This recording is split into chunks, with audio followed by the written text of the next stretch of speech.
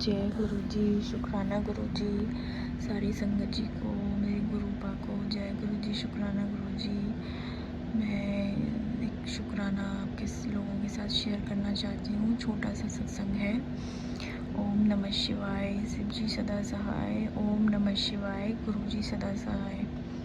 संगत जी, मेरी जर्नी बहुत 2 साल से, मेरी शादी के बाद बहुत प्रॉब्लम हुई, बहुत लड़ाई झगड़े, बहुत कलेश चल रहे हैं, बहुत कुछ चल रहा है। तो गुरुजी ने मेरे को अपने साथ, मतलब शादी के बाद ही मेरे हस्बैंड को मानते हैं, तो उन्होंने, उनके द्वारा मैं जुड़ी थी। वो गुरुपा ने ही मेरा हाथ पकड़ा था। उनको मेरा हाथ पकड़ना था, तो उन्होंने मेरे को उन्होंने, हस्बैंड ने बोला कि मैं ऐसे गुरुजी को मानता हूँ। तो ऐसे मेरे को भी, मैं भी देखने लगी, अच्छा कौन है कौन है कौन है। तो उसके बाद फिर मैं भी धीरे धीरे, मैं भी शुरू में समझ में नहीं आता था कौन है क्या है, फिर ऐसे ही होने लगी। फिर अब उसके बाद भी मतलब बहुत लड़ाई झगड़े सब कुछ होने लगा। फिर मैं आपको शॉर्टकट बता रही हूँ। एंड फिर गुरुजी का मेरे पास मैसेज आया कि टेलीपैथी द्वारा कि बेटी तेरे ऊपर ब्लैक मैजिक किया हुआ है, बहुत भयंकर वाला किया हुआ है। तो मैं डर गई। मैंने कहा मेरे पर कौन ब्लैक में, तेरे ऊपर मारण क्रिया भी करवाई हुई है। तो मैं भी बहुत डर गई। मैंने कहा ये किसने करवाई है, कौन है। तो पहले तो मेरी समझ में नहीं आया। फिर मेरे पास मैसेज भी आते थे, तेरे घर में एक कोने में लाल धागा पड़ा है, ठीक है उसको निकाल, तेरे कोने में सिंदूर पड़ा है उसको निकाल। तब भी मेरे को समझ में नहीं आता था। चलो ठीक है, जो भी। फिर मैंने ढूंढा, तो जो भी कुछ था जो मैंने निकाल दिया। फिर भी मैसेज आते थे, तो मैंने बोला गुरुजी आप जानो प्लीज़, मैंने जो था मैं कर दिया, मेरे से नहीं होता। आप तो वो परम शक्ति, जो इतने मतलब देवों के देव महादेव हो, आप तो कुछ भी कर सकते हो। आप ही उसको करो, आप ही वो चीज़ जहाँ रखी है उसको भस्म कर दो।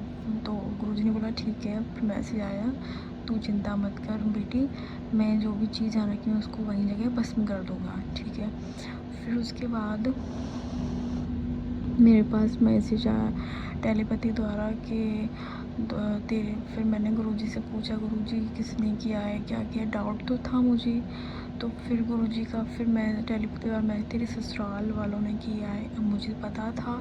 फिर मेरा डाउट क्लियर हो गया कि बंगाल के द्वारा तेरे ऊपर मारण क्रिया और तेरी बेटी के ऊपर और तेरे पति के ऊपर किया जा रहा है। और मैं समझ गई, मतलब कोई, मतलब घर का व्यक्ति ऐसे कैसे कर सकता है, मुझे बिलीव नहीं होता संगत जी। मतलब लोग इस दुनिया में कैसे कैसे हैं जो मतलब अपने घर में इतना सब कुछ करवाते हैं। तो फिर गुरुजी का टेलीपैथी द्वारा मैसेज आया कि बेटी घबराना, मैं तेरे नाल हाँ, तू चिंता मत किया कर, मैं तेरे साथ दीवार बन के खड़ा हूँ। तो मैंने बोला थैंक यू गुरुजी, जय गुरुजी, शुक्राना गुरुजी, आपका अनंत अनंत शुक्राना।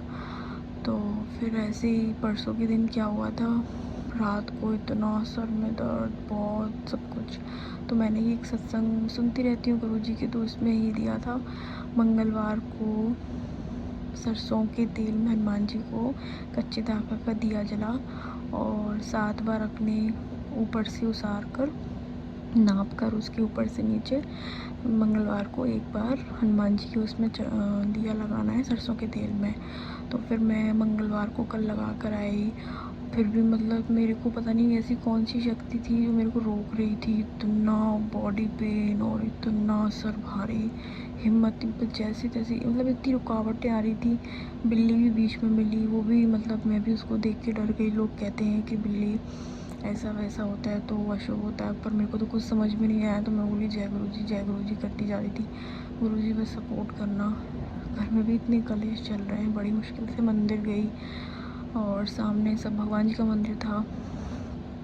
तो वहाँ पर मैं जैसे तैसे लगा के आई। फिर गुरुजी ने मेरे को बोला कि मंगलवार को 7 बार हनुमान चालीसा मंदिर में पढ़ना है और शनिवार को काली माता पर चोला चढ़ाना है, 7 शनिवार। अब मैंने कहा कैसे करूं गुरुजी, अभी तो मेरे से नहीं हो रहा है। लेकिन अभी पर मैं मंदिर नहीं जा पाती हूँ, तो मैं गुरुजी के सामने ही हनुमान चालीसा और सुंदरकांड कर लेती हूँ। गुरुजी का भी मैसेज आया कि सुंदरकांड भी करना है।